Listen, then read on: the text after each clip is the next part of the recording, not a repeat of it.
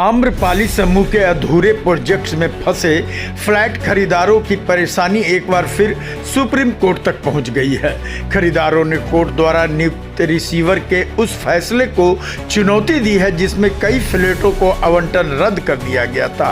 उनका कहना है कि यह कार्रवाई न केवल अनुचित है बल्कि मनमानी भी है।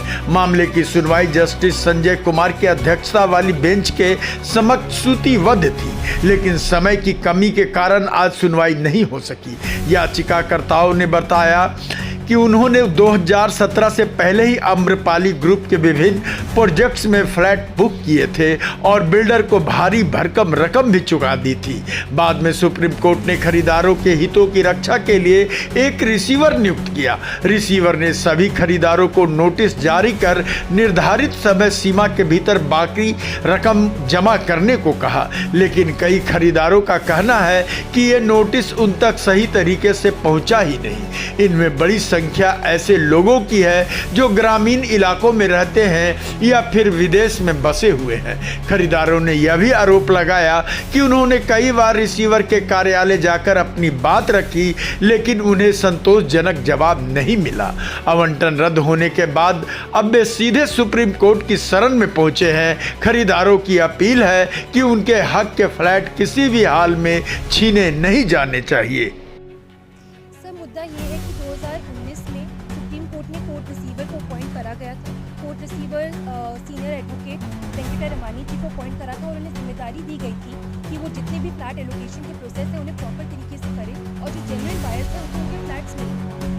बट हुआ ये है कि जो बायर्स हैं वो अभी तक सफ़र कर रहे हैं, वो इधर से उधर भटक रहे हैं कि उन्हें उनका फ्लैट वापस मिले।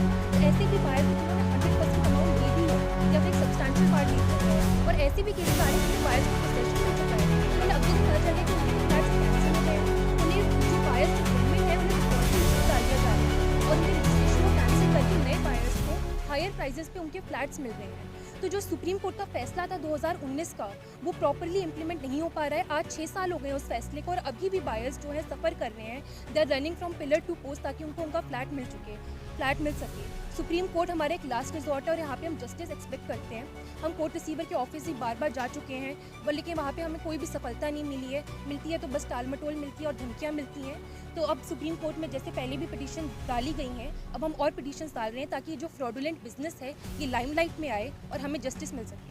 2011 में मैंने ये प्रॉपर्टी खरीदी थी, लेकिन उसके बाद मेरे को डिमांड लेटर आया 8 लाख के लिए। मैंने 8 लाख दे दिया आम्रपाली को। उसके बाद मैंने कई बार देखा कि वो आगे पैसा नहीं मांग रहे, तो मैं साइट पे गया बार, लेकिन वहाँ कुछ भी काम नहीं चला था। एक गड्ढा खोदा हुआ था, बस उसी के गड्ढा खोदते ही लोगों से पैसे मांग रहे थे। हम बहुत जल्दी 2 या 3 साल में आपकी प्रॉपर्टी आपको वापस दे देंगे, सुपुर्द करेंगे, लेकिन वो तो चले गए।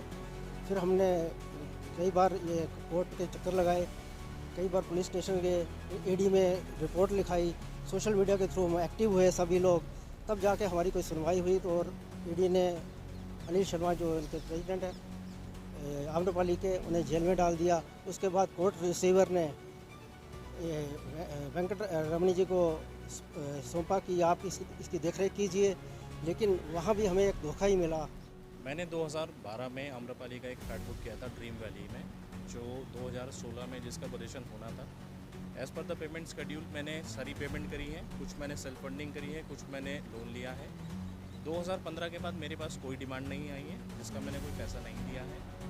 2019 तक कोई भी न्यूज़ नहीं थी। 2019 के बाद सुप्रीम कोर्ट ने मिस्टर वेंकट रमनी को अपॉइंट किया था ताकि लोगों को जस्टिस मिल सके जिन्होंने अपना पैसा लगाया है फ्लैट के लिए। लेकिन उसके बाद कोविड आ गया तो लोगों की मजबूरी रही, काफ़ी लोगों ने अपनी ज़िंदगी खो दी, किसी को बीमारी लगी, उसके कारण कई लोगों ने पैसा नहीं दे पाए। फिर कुछ दिनों के बाद पता चला, जब मैं गया था सेक्टर 62 में आम्रपाली के ऑफिस, उन्होंने कहा आप सेक्टर 44 जाइए और सीआर ऑफिस से बात कीजिए। मैं जब सीआर ऑफिस पहुंचा तो उन्होंने कहा आपका फ्लैट कैंसिल हो गया। मैंने उनसे पूछा फ्लैट किस बेसिस पे आपने कैंसिल किया, तो कहते हैं आपने पेमेंट नहीं दी। तो अभी लेटेस्ट जो है हमने रिवाइवल फॉर्म लिए